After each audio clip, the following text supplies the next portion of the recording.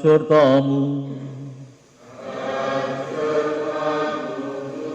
Inilah Injil Yesus Kristus menurut Santo Matius. Dimuliakanlah Tuhan.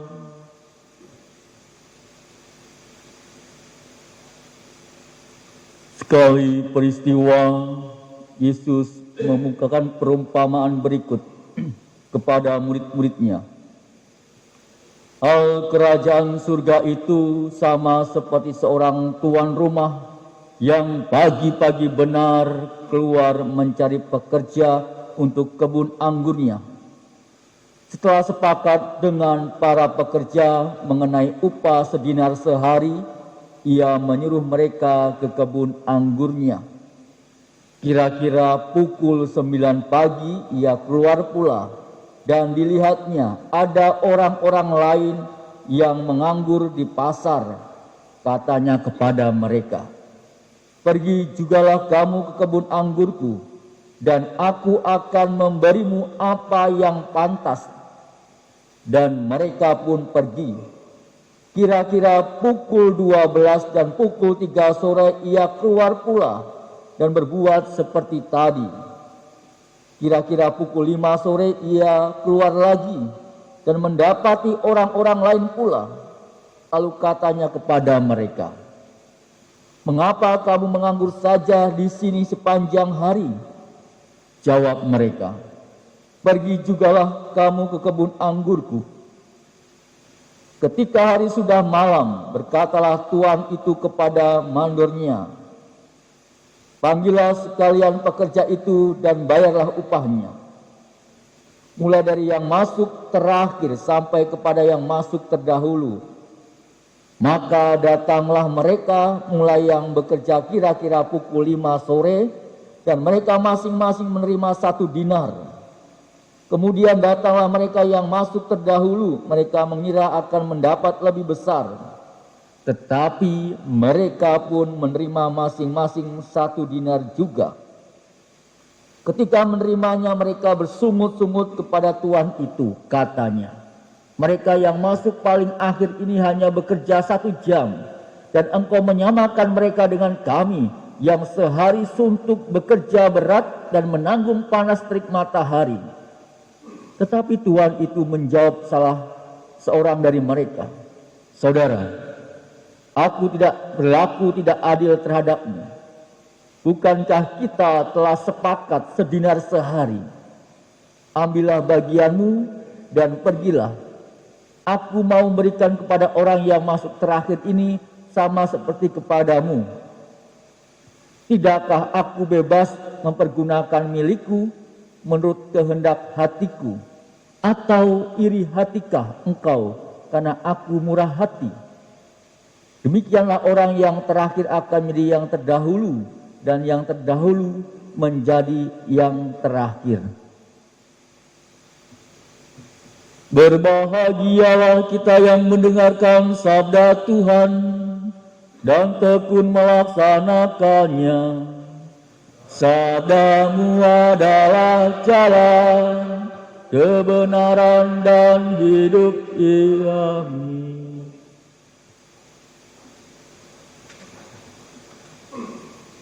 Saudara-saudariku yang terkasih, perumpamaan Yesus kali ini mengusik rasa keadilan kita. Kalau prinsip Yesus ini diterapkan dalam dunia kerja, tidak ada orang yang mau bekerja dari pagi.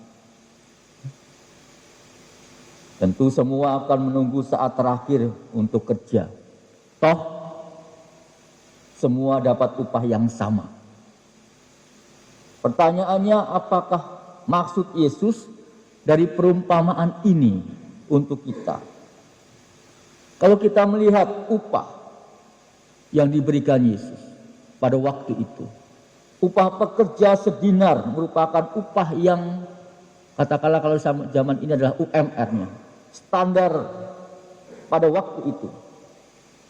Dengan uang sedinar, buruh dan keluarganya dapat mencukupi kebutuhan sehari-hari. Tentu konteks ceritanya pada saat panen anggur di sini. Buah anggur harus cepat-cepat dipetik dan diperas menjadi air anggur.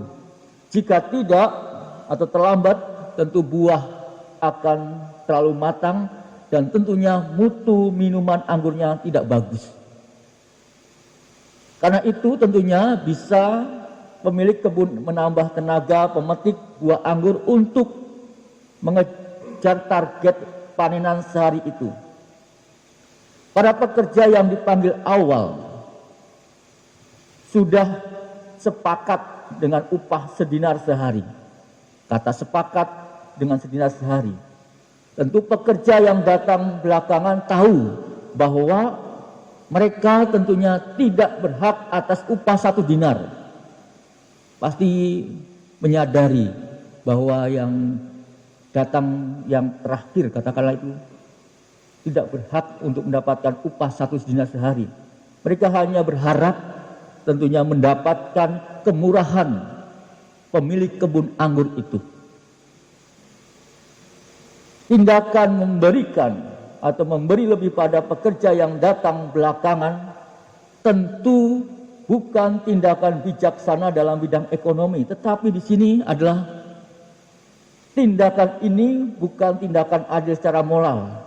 Pemilik kebun anggur tidak mengurangi hak pekerja yang datang sejak pagi, 1 dinar itu tidak mengurangi, tetapi ia memberi lebih kepada yang datang kemudian. Kemurahan hatinya melampaui keadilan, tetapi tidak melanggarnya. Tetapi tindakan ini tentunya pasti akan menimbulkan adanya iri hati mereka yang bekerja lebih awal.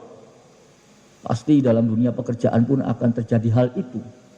Mereka merasa mereka seharusnya mendapatkan lebih karena sudah bekerja lebih keras.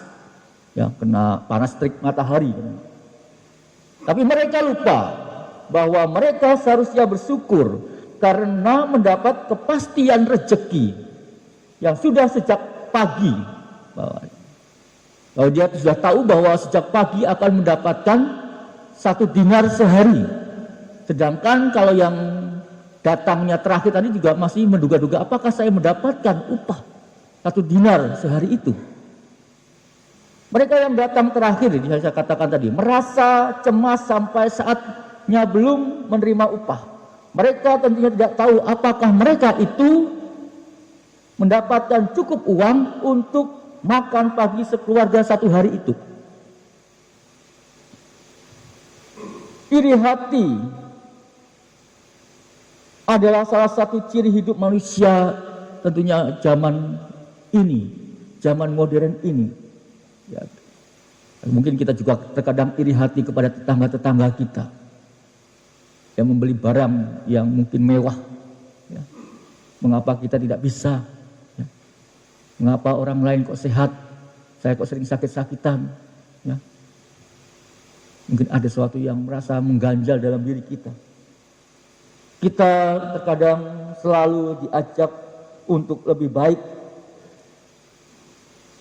lebih maju, lebih mampu daripada orang lain. Kita tidak suka kalau kita di samping kita mengalami kebaikan dalam hidup kita. Keberhasilan orang lain merupakan kekalahan bagi kita. Sombong, serakah, dan egois merupakan tentunya di sini adalah sikap-sikap manusia yang terkadang mungkin zaman sekarang mungkin terjadi. Kalau kita melihat terjadi peristiwa-peristiwa yang banyak kekerasan terjadi, tidak mau adanya kedamaian di dunia ini. Dan terkasih, tentu sikap yang ditawarkan Yesus adalah sikap bersyukur. Seorang bapak Ada suatu cerita seorang bapak duduk di ruang kerjanya. Dia mulai menulis kepada Tuhan. Tuhan, lalu saya harus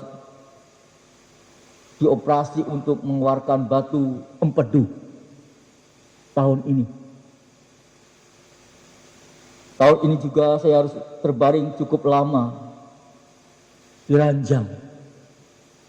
Di tahun yang sama saya berusia 60 tahun dan memasuki usia pensiun.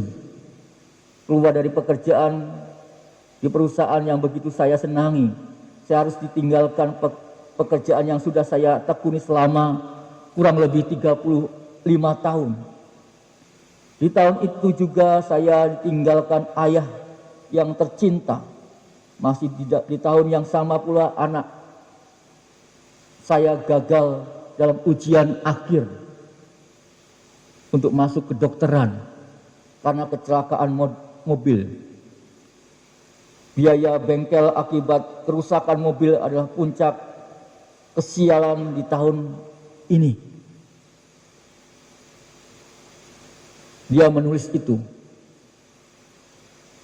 Dia mengatakan dalam tulisannya akhirnya, sungguh tahun ini sangat tahun yang buruk. Kemudian istrinya melihat itu. Kemudian istrinya masuk kamar dan menjumpai suaminya sedang sedih dan merenung. Dari belakang sang istri melihat tulisan suami itu.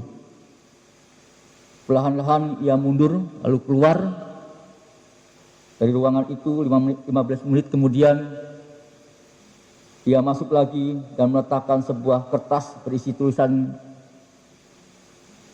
yang tentunya diberikan kepada Tuhan melalui doa tulisan itu. Dia mengatakan, tahun ini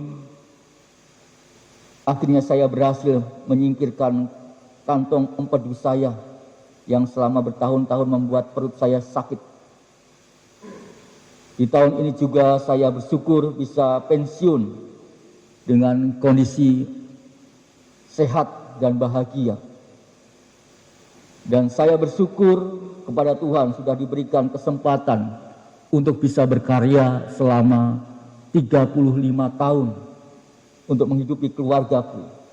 Sekarang saya bisa menggunakan waktu saya bersama-sama dengan keluargaku. Saya bersyukur bahwa anak kita selamat dari kecelakaan. Dan saya bersyukur bahwa bisa membiayai mobil tersebut yang rusak. Melihat hal itu kemudian sang ayah merasakan sedih dan bersyukur kepada Tuhan bahwa mempunyai pasangan hidup yang bisa mengerti. Saudara terkasih, dari cerita ini saya ingin mengatakan kepada kita semua, di balik situasi itu tentunya kita pun ada rasa syukur dalam hidup kita. Andai kata kita melihat dalam pandemi ini, tentu kita juga ada rasa syukur bahwa kita bisa berkumpul bersama dengan keluarga. Kita saling mengerti, saling memahami satu dengan yang lain. Saudara terkasih, tentunya dalam hidup kita ini harus mengerti bahwa bukan kebahagiaan yang membuat kita bersyukur, namun rasa bersyukurlah yang membuat kita itu bahagia. Mari kita berlatih melihat suatu peristiwa dari sudut pandang yang positif dalam hidup kita. Rasa syukur ternyata bukan sikap spontan dalam diri kita. Seringkali kita hanya belajar untuk bersyukur dan juga mencoba untuk melihat peristiwa hidup kita bukan dari sudut sial atau susahnya saja, tetapi menjadi dilihat dari bagaimana kita secara positif peristiwa itu dalam diri kita. Tidak hanya melihat kelemahan-kelemahan diri kita, tapi bagaimana kita bersyukur dalam hidup kita. Kita juga punya kelebihan-kelebihan dalam hidup kita. Hal inilah yang ditawarkan Yesus kepada kita. Kita diajak bersyukur karena Allah itu peduli menyediakan kebutuhan bagi kita setiap orang. Allah yang peduli itu juga hadir dalam diri kita. Mari kita